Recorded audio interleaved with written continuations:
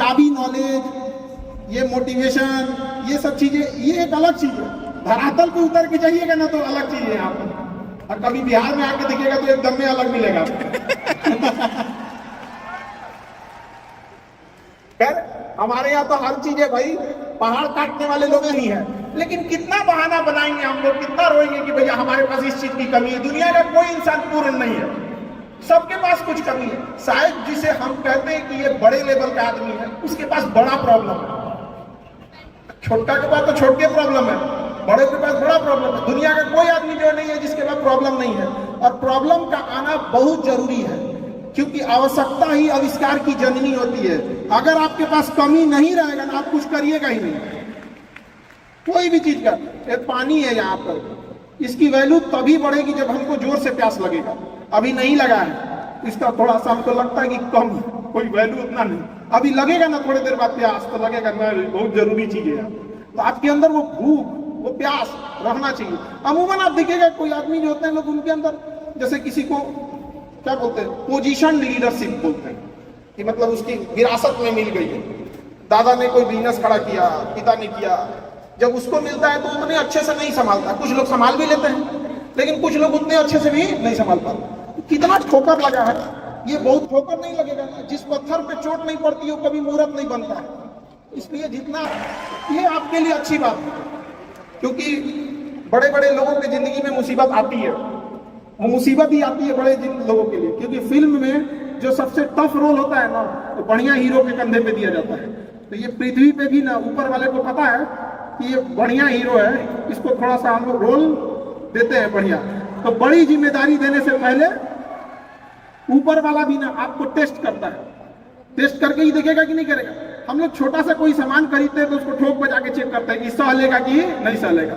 एक छोटा सा बर्तन कोई खरीदने जाता है तो पटक के दिखाता है, देखिए मजबूत है। तो ऊपर वाला भी जब आपको बहुत बड़ा जिम्मेदारी देने वाला होता है ना, तो पहले सोचता है कि इसका थोड़ा सा टेस्ट कर ले। बहुत लोग टेस्टे में भाग जाते हैं, हे भगवान हमरा काहे लिए तुम मुसीबत लाया यार। जब ऊपर वाला तुमको खुशी दिया था तो थैंक यू कहना भूल गए थे, और जब मुसीबत दिया चेक करने के लिए तो परेशान हो गए। आप चीजों से घबराना नहीं चाहिए किसी को। जिसके जिसके जीवन में कठिनाई आ रही है, आप समझिए कि आप एक सही रास्ते पे जा रहे हैं, क्योंकि वही रास्ता सफलता का है। और अगर आपके जीवन में कठिनाई नहीं आ रही है, आप गलत रास्ते पे हैं, क्योंकि सफलता का रास्ता बहुत कठिन होता है। चाहे कहीं से उठा के देख लीजिए आप, कोई कह सकता है कि इसमें आप में किसी को कठिनाई नहीं है, कोई भी कह सकता है, कभी नहीं कह सकता है आप। इतने लोग में से कोई, सबके जीवन में आएगी कठिनाइयां। कठिनाई का आना है, और कठिनाई से आने से एक चीज और फायदा होता है कि हमें समाज की एक वो हिस्सा देखने को मिलता है जो हम नहीं देख पाते। कठिनाई के बाद पता चलता है कि दुनिया कैसी थी और हम कैसा समझ रहे थे इसको। बहुत जरूरी है इस चीज को, समाज का एक असली चेहरा दिखा कर रखना लोगों को। आजकल यंग जनरेशन जो है ना, अचानक सोचती है सफल हो जाए। अचानक कभी नहीं सफल हो सकते हैं। रातों रात जो सफल होते हैं ना, रातों रात गायब हो जाते हैं। आप कई एग्जाम्पल होंगे आप लोग के पास जो देखे होंगे, रातों रात सक्सेस होता है ऐसा, फिर उसके बाद देखिएगा रातों रात गायब भी हो जाते हैं। क्योंकि धीमी आंच पे ही खाना तेज अच्छा बनता है, और अचानक बना देंगे खुद तेज जल जाएगा खाना। इसलिए थोड़ा थोड़ा स्टेप बाय स्टेप कोशिश कीजिएगा कि आगे बढ़े। चाहे आप जिस फील्ड में, वट एवर फील्ड आपका, बेटर जानते हैं आप लोग, एक्सपीरियंस आप लोग के पास होगा चीजों के लिए। लेकिन ज्यादा दिमाग लगाने के, प्लानिंग के चक्कर में मत रहिएगा। कोशिश कीजिएगा कि आज का आज चीजों को एग्जीक्यूट करें। जितना जल्दी एग्जीक्यूट करेंगे उतना जल्दी आपको कुछ एक्सपीरियंस गेन करेंगे। फिर आगे बढ़ने का आपको, और जो भी कठिनाई होगी उससे आगे बढ़ के निकलेंगे आप लोग। आप डिसीजन लेने के टाइम पे ज्यादा किसी के इन्फ्लुएंस मत होइएगा। और कई बार होता क्या है ना कि हम किसी के दबाव में डिसीजन ले लेते हैं। आप सुनिए सबकी, अकेले डिसीजन मत लीजिए, 3-4 आदमी से देखिए, ताकि नहीं तो मोहम्मद बिन तुगलक हो जाएंगे। अकेले डिसीजन लेंगे। वो राजधानी चेंज कर दिया, दिल्ली से लेकर चल गया दौलताबाद, और गर्मी के दिन में आधा आदमी को ले जाकर मुआ दिया, उधर ले जाकर। फिर यार आधा मर गए, मुझे कैसे, कहा महाराज इतना दिक्कत था, कहा वापस चलो, वापस ले जाके मार दिया था।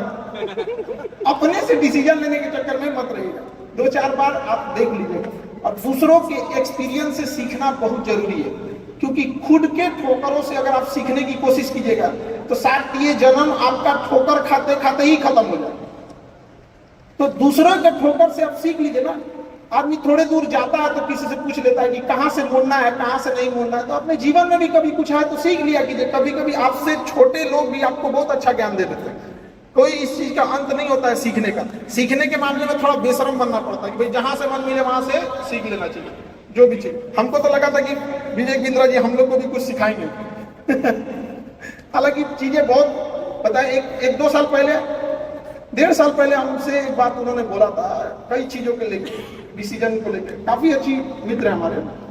तो उन्होंने कहा कि इक्विटी जो है वो काफी इंपॉर्टेंट चीज होती है। कई बार ऐसे डिसीजन लेने में, हम लोग एक टीचर है, उतना बिजनेस के बारे में हार्डकोर उतना आइडिया नहीं था, टीचिंग के मामले में ज्यादा था।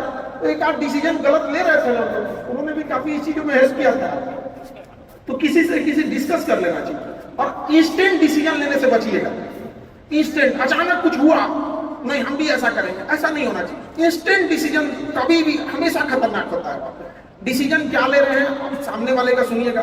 कई बार ऐसा होता है लोग डिस्कशन के नाम पे अपनी बतिया थोप देते हैं। 4 आदमी के बीच में बैठेंगे और कहेंगे हम ऐसा सोच रहे हैं। ऐसा कभी मत कीजिएगा, पहले उनकी सुन लीजिएगा कि वो लोग क्या बोल रहे हैं। क्योंकि जब आप किसी बड़े लेवल पे होते हैं ना, आप कहेंगे कि हम ऐसा सोच रहे हैं तो आपके नीचे वाले लोग भी ना आप ही की बात में हम यहाँ मिला देते हैं। तो बेटर है पहले उनके अपना बोलने से पहले उनकी बातें सुन लीजिए कि वो क्या कहना चाह रहे हैं, तभी जाके किसी डिसीजन पे पहुंचे। इंस्टेंट डिसीजन चीजों से बचिएगा।